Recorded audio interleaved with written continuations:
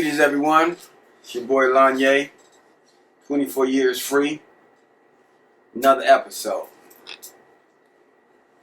Today I want to talk about COVID-19 in prison, the coronavirus, and my experience with that. First of all, they had a massive outbreak in prison, and I need to get to that before I even talk about my experience. So how it worked is you had some people in, I think that was in Chino. They had a massive outbreak in Chino. And supposedly everybody was taking coronavirus seriously, but the COs wasn't. So transportation wasn't taking it serious. The COs wasn't taking it seriously. The administration was passing out masks, but they wasn't taking it seriously because there hadn't been an outbreak yet. So somebody in high up decided that people in Chino need to be shipped to San Quentin. Inmates in Chino had coronavirus and shipped them to San Quentin. San Quentin had such a massive outbreak that almost the entire prison had coronavirus within a week or two. And then it just trickled down. Because the administration, the CO's union, they don't really have to answer to nobody. They're the strongest union in all of California. So they were still moving bodies because they get paid from how many bodies they move. So they literally moving sick coronavirus patients from one prison to the next prison. And then to the next prison to the next prison. And this is how you had the outbreak within the prisons for the coronavirus. So specifically I want to talk about what my experience was like with the coronavirus at CMC West. So, at CMC West, we have some buildings with older people, like in wheelchairs and bedridden. They actually need like helpers to help them wipe their butt and stuff.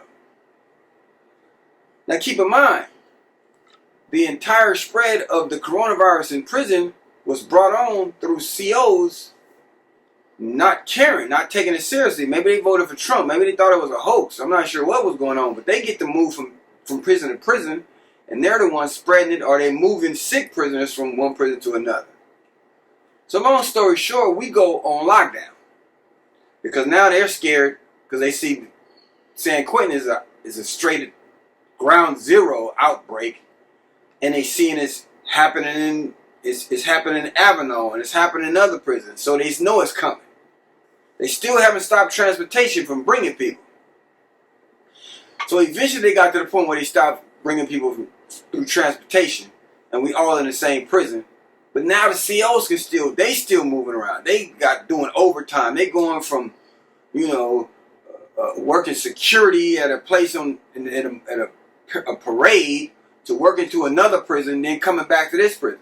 So we're on lockdown. We can't go nowhere. Supposedly they're protecting us. But these inmates, these COs can just come around these inmates whenever they want. And they're not wearing no masks. Like we're wearing masks. We have to wear masks in bed. But they're not wearing no masks. They don't take this stuff here seriously at all. They coming and going. Eventually, everyone in CMC had caught it. And it was bad. Because like I said, we had the older people there. So some of them people was on ventilators and they medevacing people up out of there. It was all bad.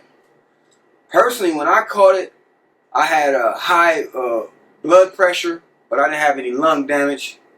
That was by the grace of God on that. And eventually they came through with the shots. I eventually got the 2-shot Pfizer shot, but some people were refusing it. The crazy part is it's supposed to be voluntary, but if you refuse it, they had a saying that say you either volunteer or you voluntold, right? So you can refuse it if you want, but all of a sudden, you roll up your stuff, you go into the hole. So it was crazy, man. Eventually it started to wean off. I believe that one of the reasons why I got out of prison is because of the coronavirus outbreak, and it helped me to go to, when I went to board, that I took the Pfizer shot.